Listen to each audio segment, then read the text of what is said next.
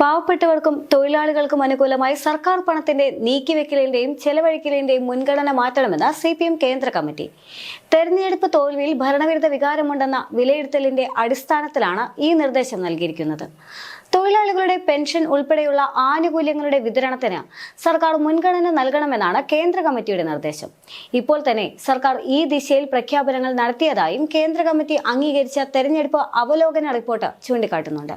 സർക്കാരിന്റെ പ്രവർത്തനങ്ങൾ സംബന്ധിച്ച മാർഗരേഖ ചർച്ച ചെയ്യുന്നതിന് വേണ്ടി ചേരുന്ന സംസ്ഥാന നേതൃയോഗങ്ങൾക്ക് ശേഷം ഇക്കാര്യത്തിൽ സർക്കാർ നടപടി തുടങ്ങും.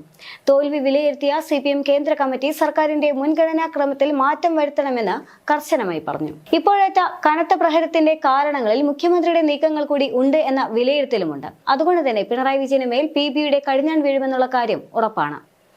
തെരഞ്ഞെടുപ്പ് തോൽവിയിൽ നിന്ന് പാഠം ഉൾക്കൊണ്ട് മുഖം മിനുക്കാൻ ഒരുങ്ങുന്ന സർക്കാർ വകുപ്പുകളുടെ പ്രവർത്തനങ്ങളിൽ മുൻഗണനാക്രമം നിശ്ചയിച്ചും അനാവശ്യ ചെലവുകൾ ഒഴിവാക്കിയും ക്ഷേമ പ്രവർത്തനങ്ങളിലേക്ക് ശ്രദ്ധ കേന്ദ്രീകരിക്കാനാണ് ആലോചിക്കുന്നത്. സിൽവർ ലൈൻ പോലുള്ള വൻകിട പദ്ധതികളുടെ പിന്നാലെ പോകുന്നതിന് പകരം ജനങ്ങളുടെ അടിസ്ഥാന ആവശ്യങ്ങൾക്ക് മുൻഗണന നൽകി തുടങ്ങും.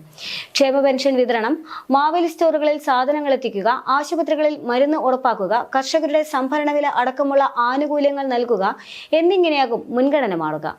കടുത്ത സാമ്പത്തിക ഞെരുക്കം നേരിടുന്നതാണ് ക്ഷേമപ്രവർത്തനങ്ങൾ നടപ്പാക്കുന്നതിൽ സർക്കാരിന് മുന്നിലുള്ള തടസ്സം. പുതിയ വരുമാന സ്രോതസ്സുകളൊന്നും കണ്ടെത്താനാവാത്തതിനാൽ എല്ലാ വകുപ്പുകളുടെയും പ്രവർത്തനങ്ങളുടെയും പദ്ധതികൾ വിലയിരുത്തിയ ശേഷം അത്യാവശ്യമില്ലാത്തവ ഒഴിവാക്കാനാണ് ആലോചന.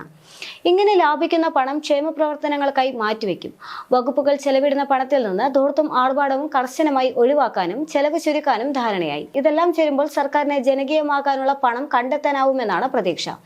വകുപ്പുകളോട് പദ്ധതികളുടെ മുൻഗണന നിശ്ചയിച്ച് അറിയിക്കാൻ വൈകാതെ നിർദ്ദേശം നൽകിയേക്കും. സർക്കാരിന്റെ സാമ്പത്തിക പ്രതിസന്ധി മൂലം വിവിധ വിഭാഗങ്ങൾക്ക് അനുഭവിക്കേണ്ടി വന്ന ബുദ്ധിമുട്ടുകൾ ജനങ്ങളിൽ വലിയ അസംതൃപ്തി ഉണ്ടാക്കിയെന്നാണ് കേന്ദ്ര കമ്മിറ്റി അംഗീകരിച്ച അവലോകന റിപ്പോർട്ടിലെ കണ്ടെത്തൽ.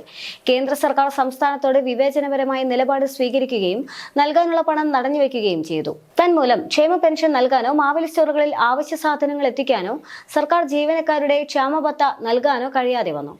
UDF മാധ്യമങ്ങളും സർക്കാരിനെതിരെ വൻതോതിലുള്ള പ്രചാരണം അഴിച്ചുവിടുകയും അത് ചില വിഭാഗങ്ങളിൽപ്പെട്ട ജനങ്ങളെ സ്വാധീനിക്കുകയും ചെയ്തു. സംസ്ഥാനത്തോടുള്ള കേന്ദ്ര അവഗണനയെപ്പറ്റി ഇടതുമുന്നണി വലിയ പ്രചാരണം നടത്തിയിട്ടും കേന്ദ്ര സർക്കാരിന് ഈ വിഷയത്തിലുള്ള പങ്കിനെക്കുറിച്ച് ജനവിഭാഗങ്ങൾക്കൊന്നും ബോധ്യപ്പെട്ടിട്ടില്ല.